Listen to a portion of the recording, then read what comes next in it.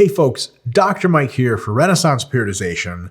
Little bit of a video for you, we'll see how long it ends up being, on a really cool method that I personally like to use with myself and folks that I've trained in the past. And this is how I like to program. And it's an awesome progression method in a mesocycle for how to put load on the bar or add reps to your sets in a way that uses RIR and autoregulation, but keeps it super, super simple so that you don't end up overthinking things or getting way, way too complicated, because sometimes RIR is really difficult to apply, reps in reserve, and we can get ahead of ourselves and things can get really, really complicated. This is a method I like to use, and I'm going to explain the shit out of it. But afterwards, I'm going to basically let you explain it in like 3 sentences. It's a super straightforward way to just make sure you're training not too hard enough, and harder every single week through a mesocycle accumulation phase so that you get the most out of your training in a quantitative way, not just a qualitative way. So we'll talk about what RIR means and what it means for progression. We're going to talk about what RIR should be over the course of the mesocycle. We're going to talk about how sometimes it's tough and there are some difficulties in estimating RIR, reps in reserve. We're going to talk about a way to get around that, a way to improve that, called the rep match load progression process, how to increase your load, how to decide how much to go up by in load. And then the rep beating rep progression process, where if you just increase reps, you can use a very similar system. And then we'll talk about some real world ways to implement this in a simple, straightforward fashion. So here's the deal. RIR is reps in reserve. It's how many reps you have in any given working set left before you hit mechanical failure with good technique, which is also called technical failure. Like can't bench anymore and it falls on you, right? So if you have 2 more reps to go and you stop, that's 2 RIR, right? It's a very, very important feature of growth training or hypertrophy training because best results in growth have a pretty wide rep range. Like anywhere in sets of 5 to sets of 30 grows muscle relatively similarly. So if someone says you got to train lighter, you got to train heavy, both people are kind of correct. The volume range for effect is really good. You got people like Dorian Yates or whatever trying to do lower volume programs getting a lot of success, Ronnie Coleman doing higher volume getting a lot of success. So volume actually is a very big range, and generally there's a trend that higher volume programs are better, but there's a lot of nuance there. So you can say, volume is important, but there's a lot of wiggle room. There's a big wide range. Load is important, but there's a big wide range. However, reps in reserve is a much narrower range. Okay, it's pretty clear that anywhere between 4 reps in reserve and 0 reps in reserve is where really optimal hypertrophy gains lie. Anything much less or much more, it's a confusing nomenclature here, anything much further than 4 reps away from failure, so for example, you have, you stop when you have 10 reps left in the tank is very, very not promoting of muscle growth. And if you go beyond failure all the time, it's so fatiguing, it just turns out to be very unsustainable. So that 0 to 4 RIR range is a very tight range. It's not like the loading range. It's not like the volume range, thus making this a very important variable. It's not something you want to screw up. So we're going to have a good method of making sure we get into that range every time that we train, which is really what this lecture is about. Because it's a narrow range and because it's very important, we got to make sure we fall right into it, right? You can move the reps around quite a bit. You can move the volume around quite a bit, but you have to hit that RIR target. It's a small target for your best results. What about over the mesocycle? So how does RIR change over the mesocycle, if at all? Well, RIRs of 3 or 4 are minimally effective, but they also very, very low in fatigue generation. They just don't create a lot of fatigue. So they don't grow a ton of muscle, but they don't create a lot of fatigue. So if you do lots of sets of 3 or 4 RIR, you can actually get a pretty good stimulus to fatigue ratio. On the other hand, RIRs of 0 going all the way to failure are very effective, probably more effective than RIR of 3 to 4 per set, but they generate a ton of fatigue, so they're not very sustainable. So you can't really start a mesocycle with training to failure because there's sort of nowhere to go. Your fatigue rises really quickly and your mesocycle ends up being short. You don't get a lot of progression. You don't get a lot of time spent training productively. Thus, you get less muscle growth. The average RIR, if I had to be a betting man, my examination of literature and of practical experience, the optimal RIR on average, which is not to say all the time, is probably 2 reps in reserve. Stopping too short of failure on average is probably the best trade-off of stimulus and fatigue, and thus is probably the best way to train, but we can probably do a little bit better than that. At the beginning of a mesocycle, we can probably start at 3 or 4 RIR because we're really sensitive to growth and we can get good growth not pushing it super hard. And also that way we don't generate a ton of fatigue that climbs really quickly. As the mesocycle draws to a close, we train closer and closer to eventually get all the way to failure, or very close, 0 RIR, 1 RIR on like squats and shit that'll kill you if you go to failure. And that way, at the end of the mesocycle, we get this peak super awesome effect. The fatigue skyrockets, but we don't really care because we deload anyway, right? So what this ends up being is that, if you start a mesocycle, you should probably start at 3 or 4 RIR, and then slowly the reps in reserve should deteriorate until you get to 0 reps in reserve, and that's pretty close to where you end your mesocycle. You take a deload and then recycle again. An example of this, just an example, would be like if you did a 4-week accumulation, week 1 would be 3 reps in reserve on average, week 2 would be 2 reps in reserve, week 3 would be 1 rep in reserve, week 4, the last accumulation week, the peak week, would be 0 reps in reserve. Basically, on average, everything is taken to true failure. And then week 5, you deload, which is like 10 reps in reserve or something like that. So it makes kind of a pretty decent amount of sense. Feel free to pause the video and look at the slide a little longer. And it makes a lot of sense. So could you say like, let's just simplify it and train 2 RIR all the time? Sure. But then someone could say like, well, you could be getting easier gains at the beginning doing 3 or 4 without as much fatigue. They'd probably be right. And then somebody could also say like, look, if at least in the last week you go to true failure, you'll get lots of great absolute gains, which you can realize over the deload week, and the fatigue doesn't matter because you get to deload anyway. And they'd probably be right too. So there's definitely some nuance there to look into. Now, in a given week, let's say the goal is 2 RIR in that week, two reps in reserve, stopping 2 reps shy of failure. You can plan to hit this. Like last slide, it's all a plan. It's not really clear that that's really easy to do in all cases for at least 2 reasons. First of all, RIR estimates can widely vary even for the same person. Like, sometimes you think, okay, this is definitely 2 RIR, and you do a test where your friend pushes you and you go, and you get like 1 more rep and you're like, man, I guess it wasn't 2 RIR. And sometimes you misestimate maybe some different exercises or something, some different techniques. And what you thought was 2 RIR was really 6 RIR. This has been studied pretty well. Some people are off by as much as 10 or more reps in reserve. Not as common, but it happens, right? So there's an error of estimate there that is sort of like, okay, if we just every week estimate RIRs, our reps and loads every week can be pretty variable because we really are just not good at estimating, not as good as we want to be. And to that point, emotional preparedness alters RIR estimates greatly. So for example, if you're like you're really bogged down one day, then you might not perform super well and estimate your RIR as 2, but it's really like 6. And if you're really jazzed up, you think RIR 2, but it's really like 0. So you end up pushing way differently. And even if you're jazzed up and it's really a true RIR2 jazzed up versus a true RIR2 not jazzed up could be the difference of like 4 or 5 reps. Like it really was true RIR both times, but different emotional upregulation or downregulation means it's a different number, which is again tough to do week to week trying to increase variables smoothly. There could just be a lot of stochastic involvement there where things move around a ton, and it's really difficult from a tracking perspective. It's really difficult to know if you're just being lazy or if you're actually, for example, hitting your MRV. Like hitting your MRV is when you can no longer maintain your performance. You say, well, I think I could have maintained my performance if I went to failure, but I did 2 RIR, so my performance fell a little bit, but maybe I had a few reps. It starts to fuck with your head a lot, and you don't really know if you're being honest, right? So, 275 in the squat, you hit for 12 for 1 week, and then the next week you get super amped up, just, for no reason. Your friends are there, the music was good, something like that, and you hit 280, you're sort of planning to, go up a little bit and load. You end up like getting 3 more reps, and all of a sudden you did 15 for what it thinks 2 RIR, and one of those is just very incomparable to the other as far as levels of effort. And remember, big levels of effort difference sometimes can increase injury risk, or sometimes, what do you do next week? Are you really going to get that more jazzed up to provide another maximal overload? It's pretty confusing. On the other hand, you could feel some pretty bad about something that happened at work instead. And then the second week, 280 instead of 15, you hit for 8, and it really does feel like a 2 RIR.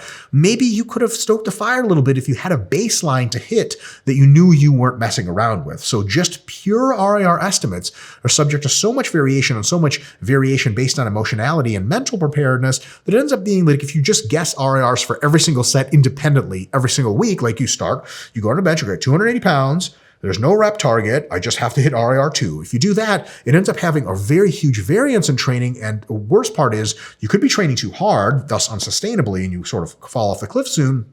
Or perhaps even worse, not hard enough to where you realize you're just bullshitting yourself your entire mesocycle. Like, it's very obvious that, you could do 315 for a set of 10, and then later in the next week you feel like sort of not as great. RIR 2, you hit it for a set of 9, and the week a set of 8, and you look back and you're like, am I getting weaker? Like, what the hell is going on? Or am I just not challenging myself? It's very, very difficult to know, again, if you don't have a baseline. So what might really be cool is if we had a process by which we could do essentially 3 things.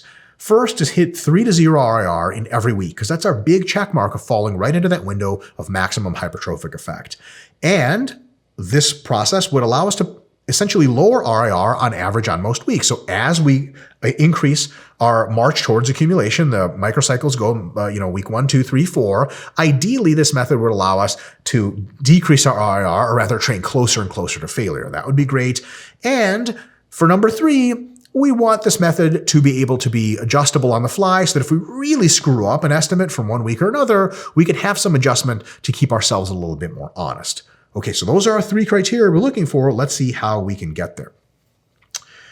Enter the rep match load progression process. Okay, here's the deal. You're in a situation where you're increasing the load on the bar, how much weight you're using every week, to hit the RIR target of that week. I remember, like, week 1 is like 3 RIR, week 2 is 2 RIR, week 3 is 1 RIR, and each one of those is harder and harder and harder, close to failure, and you're increasing the amount of load on the bar to try to match those RIRs, right?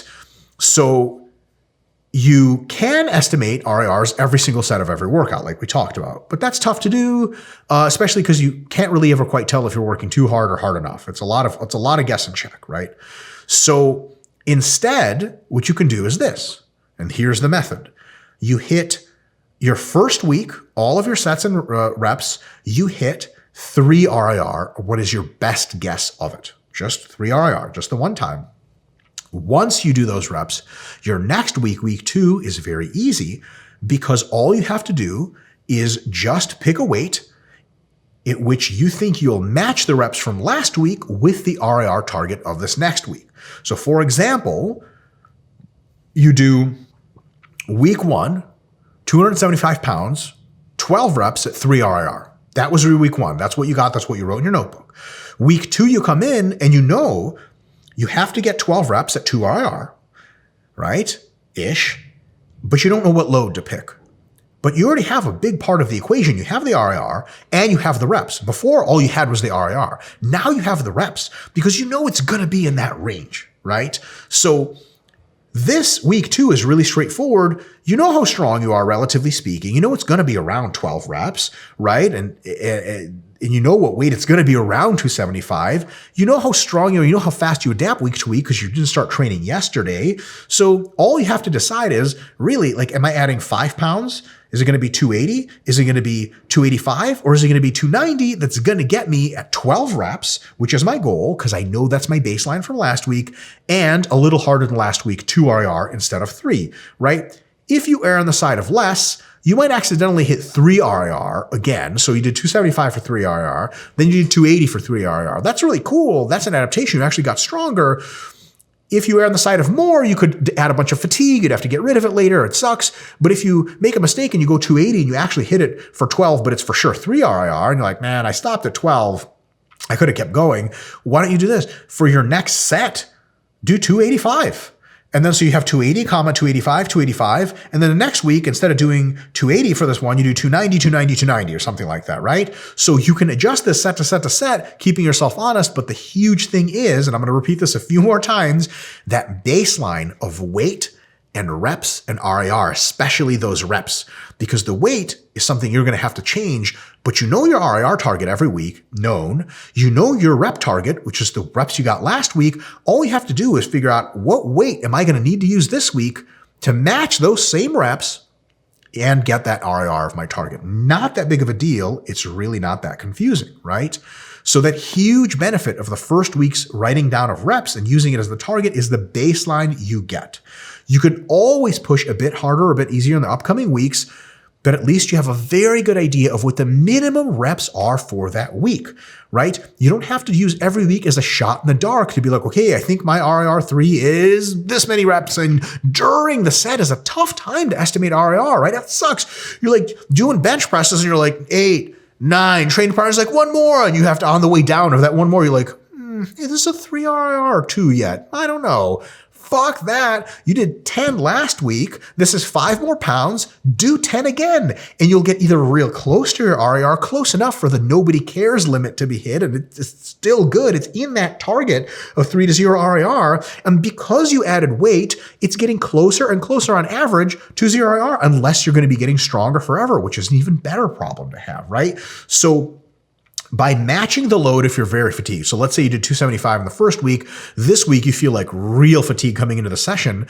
Maybe you don't go up and load at all. You hit 275 again. You say, okay, at least I'm going to hit 12 reps. At least I'm going to maintain my stimulus to get a really good stimulus again. I'm not going to go down to like 225 or something like that, or I'm not going to go down to 6 reps. I'm going to do 12 reps at 275 at least, maintain.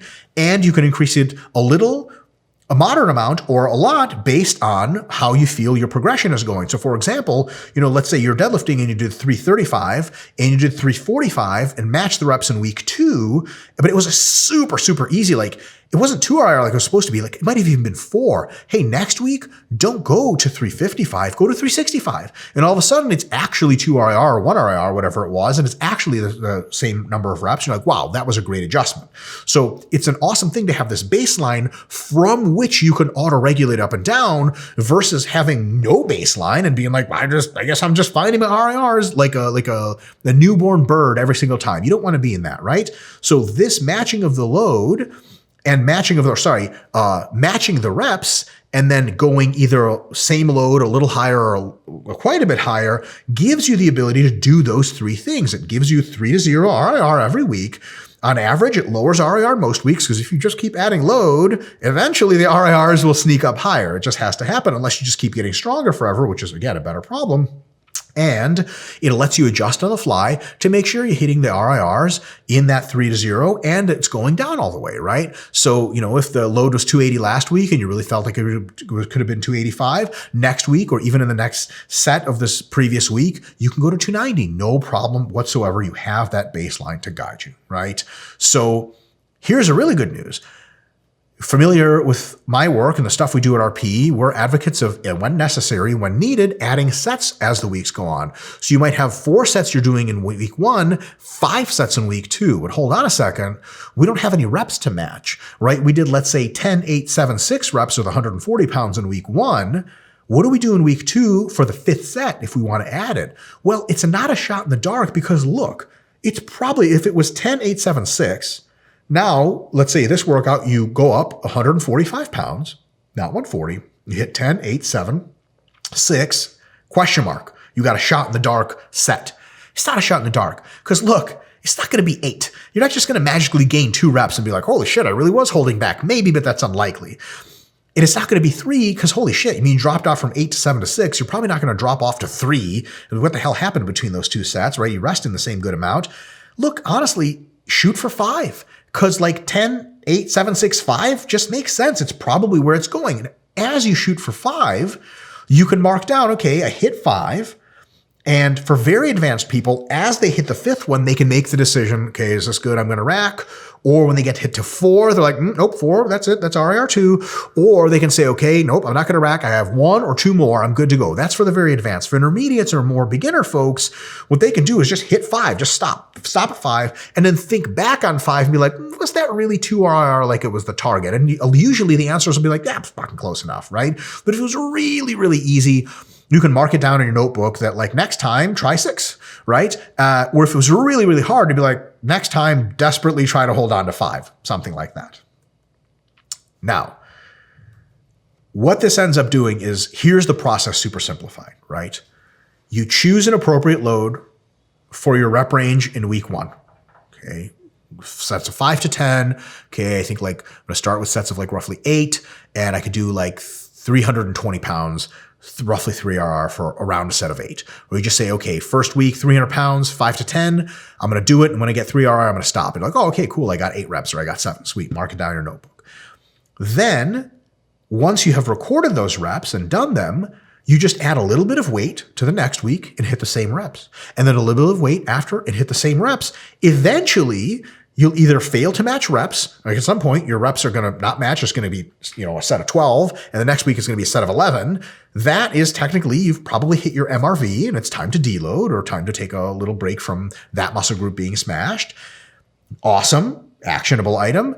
Or you'll just keep getting stronger forever. Like I've had actually a question posed to me on social media, which is in retrospect completely absurd. Like, well, what if I just keep adding load, but I never hit, I never match my reps. Like I always exceed, I always keep going and I always match my reps. Like you'll be Brian Shaw in like 3 years. Congratulations, you're world's strongest man, right? It's very, very unlikely. Eventually you're going to hit the top. You're going to learn about yourself a lot in the process.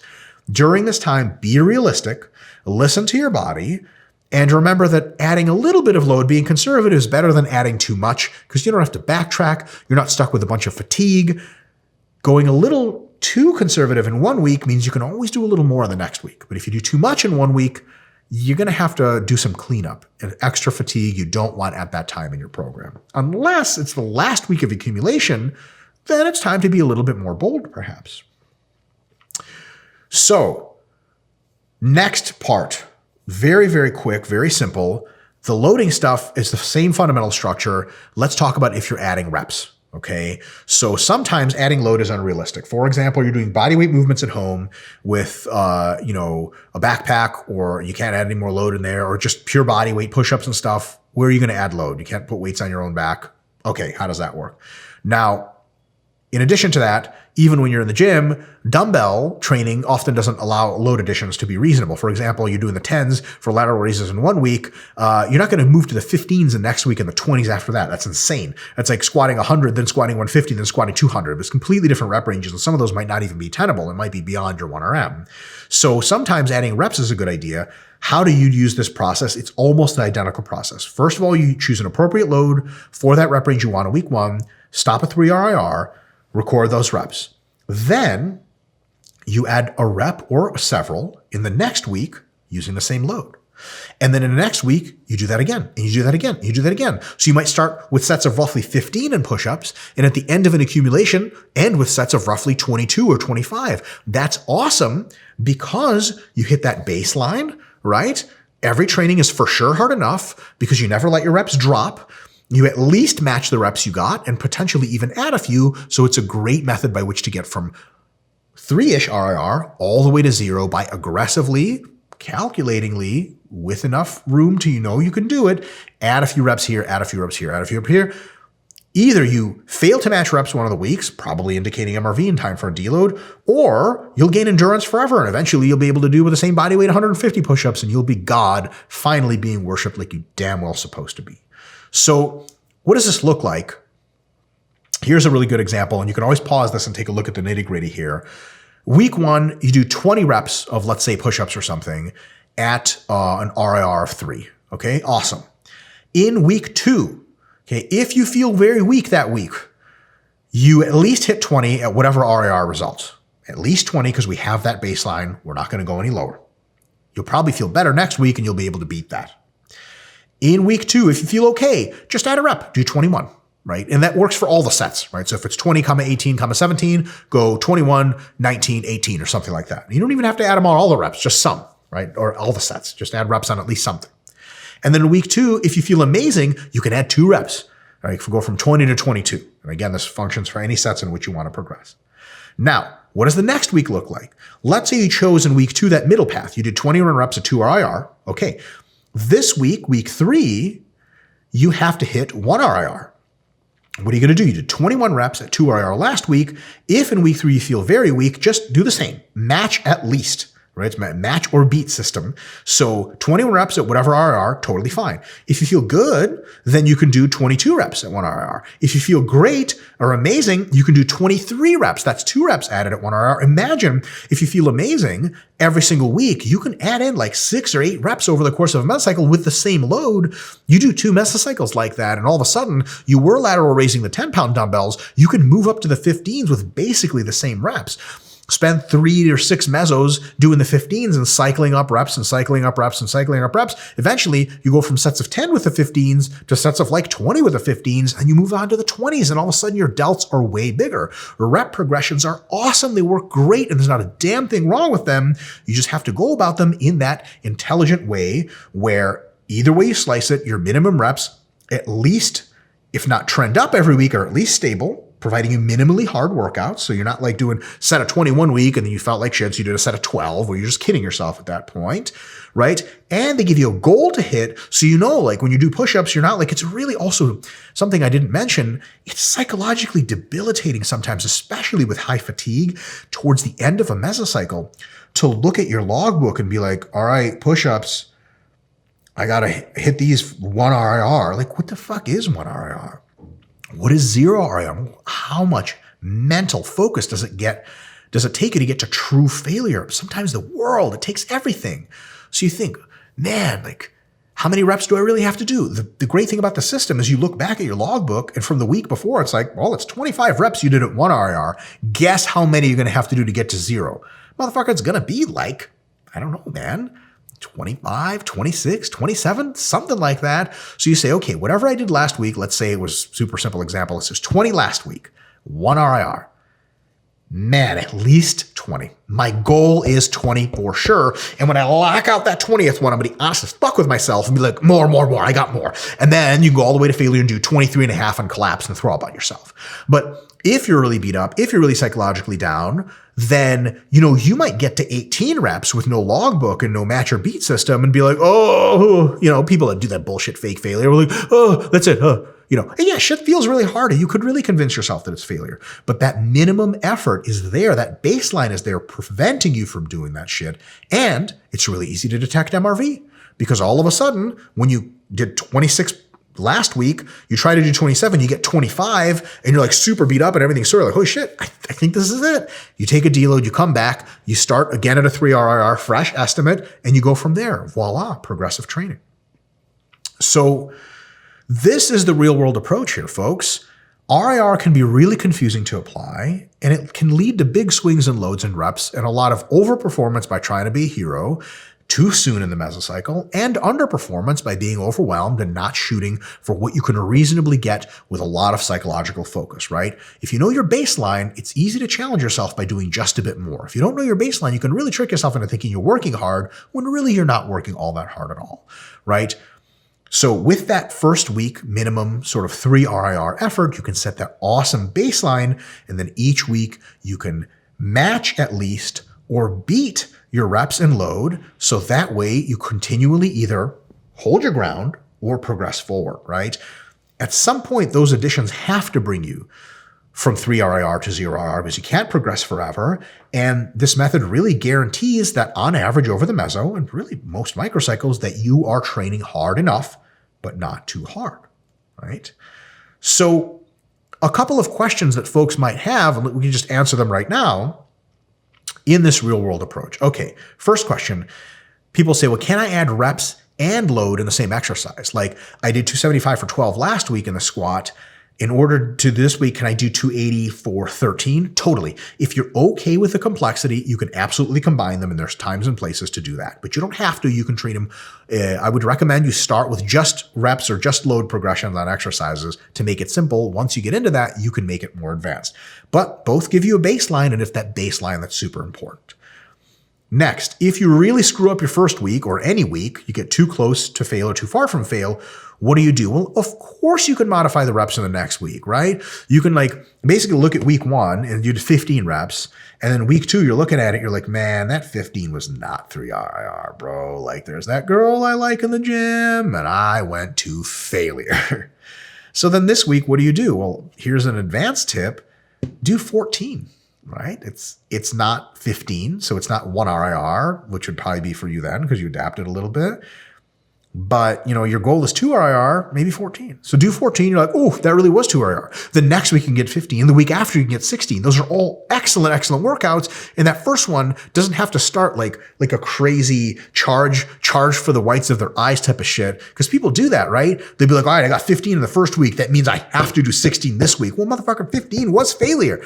You ain't never get 16. You do 15, you fail. And then cumulative fatigue rises. Week 3, you're like, I had 17. You get 14. And then you get 12. What do you do now? You're training over MRV. That's really stupid. So if you make one mistake, don't be afraid to fix it. Or on the other hand, if you say, okay, week 1 I did 14, but week 1 I was being a little biggity bitch, man. I could totally have pushed harder. I'm honest with myself. Instead of just going for 15 in this next week, go for 16 or 17. You get 17, you're like, boom, that was really 2 RIR. And then the next week, your baseline isn't 15 and still dragging you down for no reason. Next time your baseline is 17, you can do 18, so on and so forth. So you can always fix it every week. There's always a time for honesty. The baseline just gives you a really, really awesome backbone from which to apply your auto-regulation so you're not just shooting in the dark. Next one, do you have to target specific RIRs each week? Like, can't you just match your reps? Yeah, you really can. Now, if you add sets, you're going to have some kind of RIR target, but you can even just, if the last set was 5 and then you have to add a new set, you'd be like, all right, I'll just do 1 less or something, 4, or I just do the same 5, right? That's totally fine. To be honest, if you hit that 3 RIR-ish, remotely close to it in the first week, you can just increase weight and reps by a little bit and be guaranteed that you're within 3 and 0 RIR. Sure, in the second week, you might fall to 4 or something, but then it'll quickly rise back up. So you don't actually have to be super perseverative if you don't want. And be like, all right, it's week 3, everything's 1 RIR. You can be like, it's week 3, I did 15 reps on my first week, 16 on my second. It's going to be 17 this week. And is that on average going to get you 1 RIR? Yeah, absolutely. Especially if you're being honest based on how hard weeks 1 and 2 were, how close to failure they were. TLDR. If you just fast forward to this part, here's the deal. In the first week of training, give a good, solid effort. Use the reps and weight of each week, including the first, as a baseline for the next. You say, at least I'm doing this much, and if I feel really good, maybe a little bit more. And then the next week after that, match or beat your performance every single time. That's going to start you from a minimum effective relative effort, right? 3 RIR or so. And it's going to guarantee that you up and up and up and eventually end up giving everything, reaching your MRV, deloading, and you have an awesome, productive time. It's that simple. Start hard, make it harder slowly, with that baseline in mind, and the baseline rises every single time. Folks, let me know what you think about this in the video, comments below, and if someone has a question you feel like you can answer, help them out. Thank you so much, and we'll see you next time for the next video.